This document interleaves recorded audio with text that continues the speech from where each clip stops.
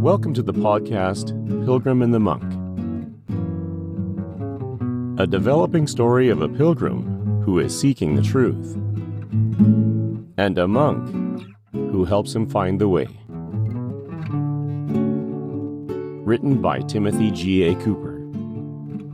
Narrated and produced by Greg Cooper.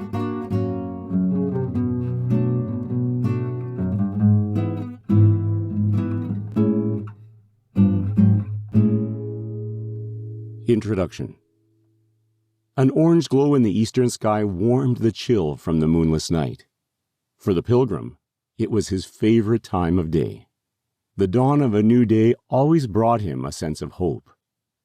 On this particular morning, it would not take long for a new adventure to reveal itself.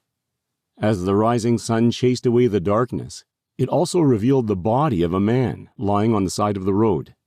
Fresh blood colored his face and stained his beard. "Sir, can you hear me? Sir? Sir?"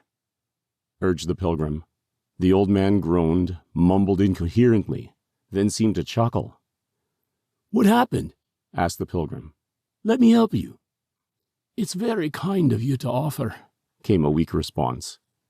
The pilgrim pressed his hand on the old man's forehead. He noticed the monk's habit he was wearing. "Why would someone attack a monk?" the pilgrim muttered aloud. "For practice," replied the monk. The pilgrim's eyebrows raised. "I'm sorry, did you say for practice? Has this happened to you before?" "Once or twice.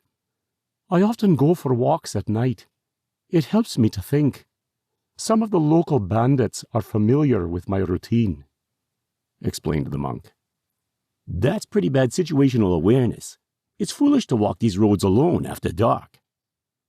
"You say that as though I should avoid them," noted the monk. "Shouldn't you? Look at what they've done to you. You're a mess." "It's a small price to pay for the opportunity I seek," said the monk. "For what?" "To share the gospel of Christ with them." "How would they hear unless someone goes to them?" asked the monk. "Monk, that's dangerous." "Serving our God often is," replied the monk. "Our Lord never promised us safety. Quite the opposite, actually." "The way you describe it, the life of a disciple is an extreme sport," scoffed the pilgrim. "I do not seek adventures like I experienced last night. I simply follow the leading of my Lord. His Spirit is always with me. As long as I sojourn in this world, this is how I live," explained the monk. "Trust me as I say this, monk. In all my travels, I have never met someone as curious as you," declared the pilgrim. The monk sighed. "That makes me sad. I would much rather hear that I am ordinary." "I'm afraid I can't say that. How are you feeling?" asked the pilgrim. "I found that our conversation has refreshed me considerably. I feel well enough to make my way back home," said the monk. "Are you sure? At least let me walk you home," offered the pilgrim. "That will not be necessary. I do not want to waylay you any longer.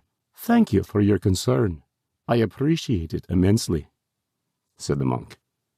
"It was my pleasure. The circumstances weren't ideal, but I really enjoyed our chat," replied the pilgrim.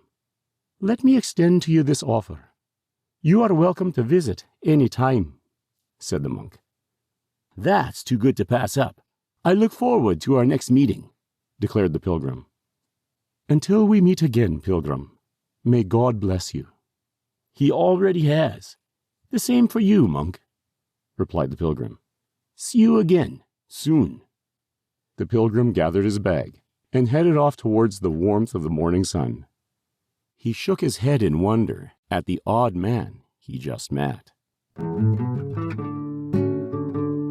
You've been listening to Pilgrim and the Monk, written by Timothy G.A. Cooper, narrated and produced by Greg Cooper. We hope you enjoyed this production. Please join us again for the next episode.